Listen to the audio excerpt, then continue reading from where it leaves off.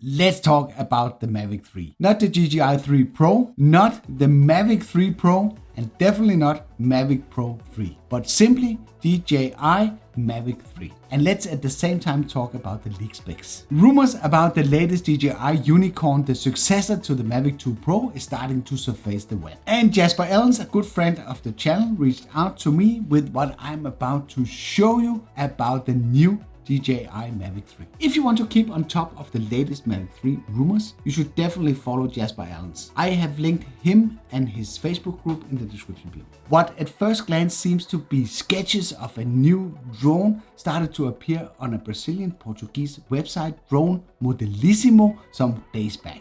But Jeff, the guy that took the photos, commented inside the video that these were actually real photos run through a sketch filter. This leak has not got much attention in my neck of the woods. Maybe it's because originally it was written in Portuguese. But looking at the listed specs, this could definitely be a very interesting product. According to drone Modellismo, the main features are new collision avoidance system, where the side sensors are removed, front and rear sensors shifted to the corners, and looking at the sketches, they seem to be in a wider angle. I'm kind of wondering if this will provide true 360-degree obstacle avoidance, enabling fully autonomous flights. Let me know what you think. The camera has been subjected to a major overhaul as well. It will still be a Hasselblad branded camera, but in this case it's a dual camera, where the top camera will provide 7x zoom, the lower camera will provide 5.7K through a 24mm lens equivalent with a f2.8. This is a bit like we see on the cell phones, where one camera cannot do it all. So they're adding multiple cameras on the back of the cell phone for different purposes. It seems from the sketches that DJI is adapting the same approach. It will be possible to mount a 16mm adapter lens for a wider field of view. I would assume for all of this to make sense that the 7x zoom is lossless and not digital zoom. The gimbal now has an integrated automatic lock for storage purposes. I guess the interesting part here is if the acrylic protector that they've used on all the previous drones is still needed. It is claimed that it will have support for the Apple ProRes format right out of the box, as well as being equipped with 1 TB of internal storage.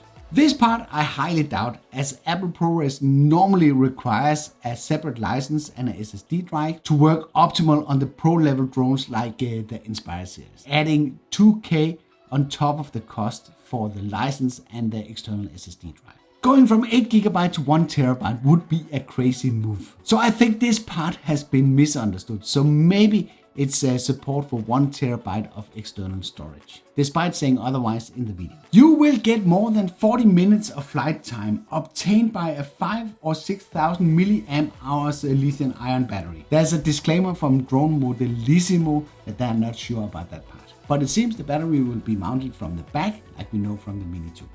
The drone is supposed to be controlled with the same kind of remote that we know from the DJI Air 2S. But a new smart controller will be released too. The release date is set to October and not September, according to Jasper Ellens sources. What do you think about all this? Is it legit? Let me know in the comments.